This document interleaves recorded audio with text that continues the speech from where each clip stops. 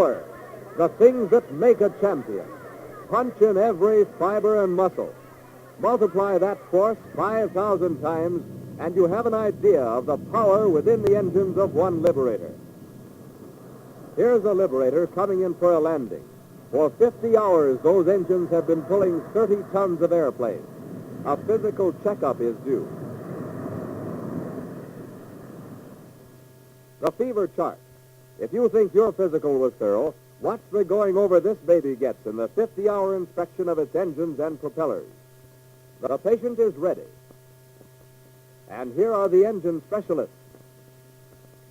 Crew Chief Kelly and his consultants. Corporal Bender, Private Hammond, Sergeant Olson, and Sergeant Greed. All right, boys, you're on. And remember, what you do here or fail to do can mean life or death for the men who fly this ship.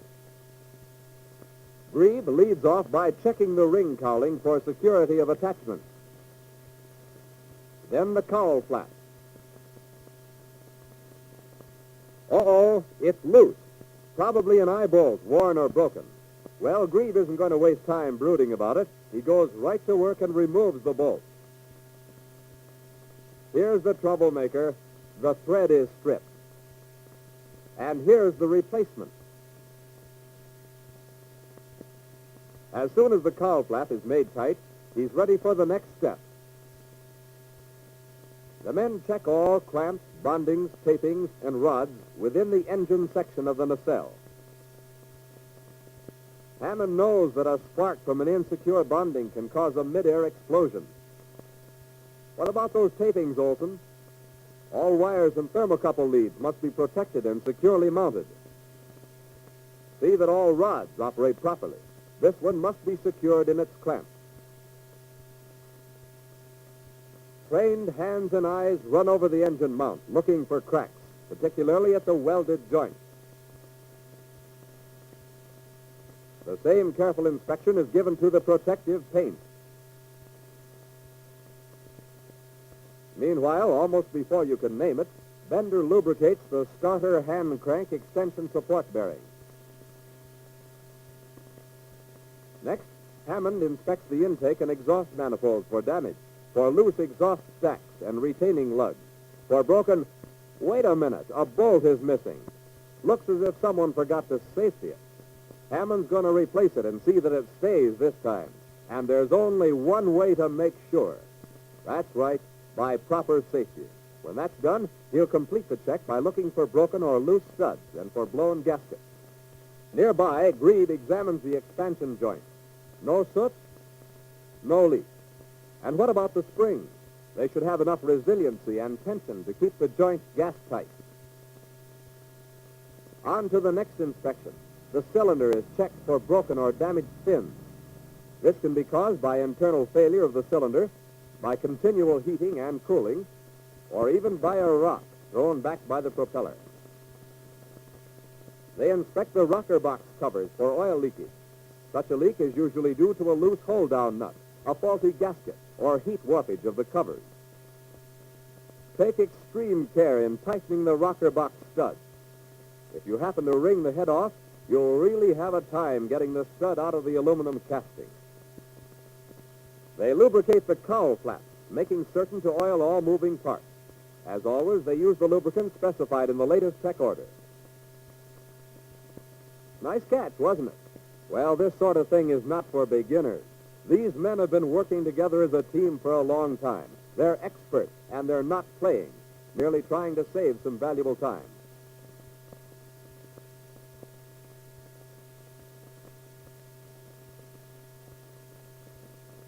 Now to the cockpit, where Crew Chief Kelly has installed himself. First, he makes certain that the free air temperature reading is the same as the cylinder head temperature and the oil temperature. Next, he checks operation of the mixture control. Automatic lean, automatic rich,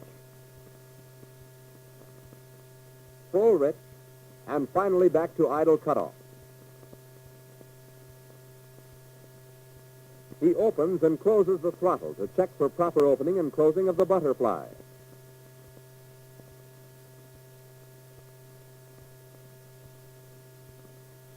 Okay, Kelly. Check.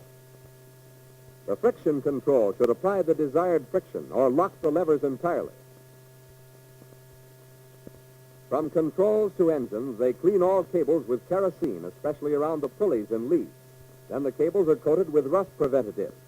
Turnbuckles, safeties, and cotter pins are checked throughout. With Olson at the supercharger and Kelly at the controls, the supercharger regulator is checked for freedom of operation. The engine check is complete, and they commence their inspection of the propellers. First, Bender looks closely for nicks and fatigue cracks. Next, they check the dome nose plug, the dome retaining nut set screw, and the hub bolts.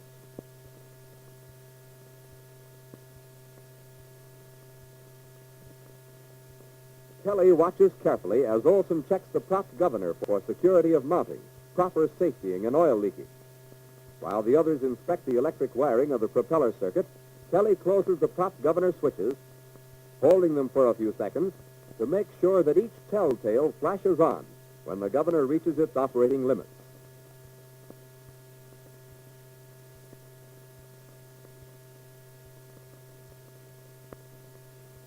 With the props accounted for, Reed turns his attention to the anti-icer equipment.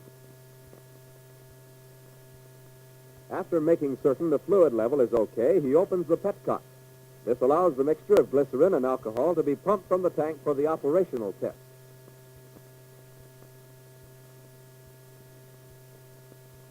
Go ahead, Kelly. Main line switch again. Then the anti-icer control. After 2 or 3 minutes, the fluid comes out through the pores of the slinger ring. Olson signals an okay to Kelly, who immediately turns off the main line and anti-icer motor switches. Nice going, men. That's one engine ready for another 50 hours. 3 more to go. When all 4 have been inspected, Kelly puts his official stamp of approval in the appropriate columns of Form 41B.